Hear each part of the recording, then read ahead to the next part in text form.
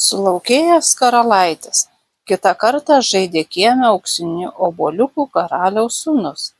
Atskrido varnas, pagavo obuoliuką ir nešasi. Vaikas vytęs tą varną, nusivijo miškan ir paklydo. Ieškojo ir niekaip negalėjo vaiko surasti. Taip ir gyveno karalaitis vienas miške. Kaip jis ten gyveno, niekas nežinojo. Kartais jį pamatydavo, tai piemuo, tai medžiotojas, bet niekaip negalėdavo prisivilioti. Kai tik pamato žmogų, bėga kaip laukinis, pasislepia ir niekas negali jo rasti. Ko nedarė karalius, kokių dovanų radėjui nepažadėjo, viskas niekais ėjo. Praėjo keleri metai, karalaitis užaugo, tarnavo tada karaliaus dvare 3 seserys. Jos sumanė prisivilioti karalaitį. Eina vyresnioji pas karalių ir sako, reikia miške pastatyti klėtį, ten uždaryti gražius žirgus, karalaitis panorės žirgų ir sugausim jį ten. Viską taip ir padarė.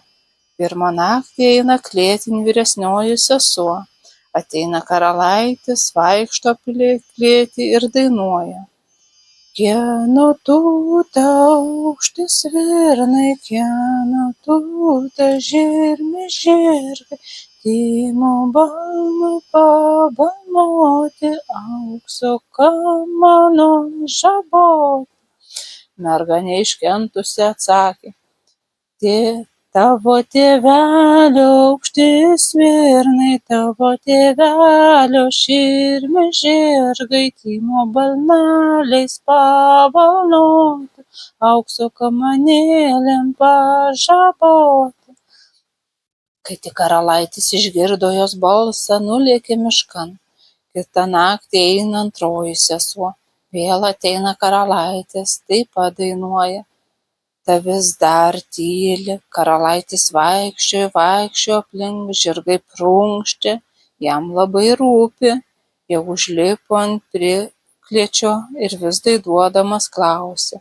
Kieno tūta aukšti svirnai, kieno tūta žirmi žirgai, timo balnu pabalnoti, aukso kamanom žaboti. Neiškentusi merga ir atsiliepė.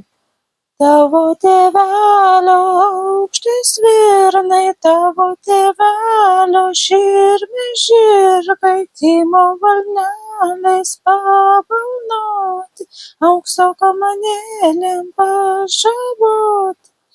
Karalaitis vėl pabėgo į mišką. Trečią naktį eina jauniausioji sesuo ir vėl ateina karalaitis ir vėl dainuoja. Ta pasislėpusi už durų tyli ir tyli, kai tik įžengė karalaitės pro duris, jie greit jas uždarė ir užstūmė. Karalaitis ir šiaip prašosi ir taip prašosi, ji durų nebeatidaro.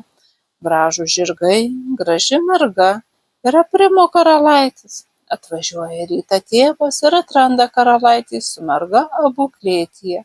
Apsidžiaugė karalius ir apvesdino juodu. Ir aš ten buvau, dar ir tą mergą pažinau.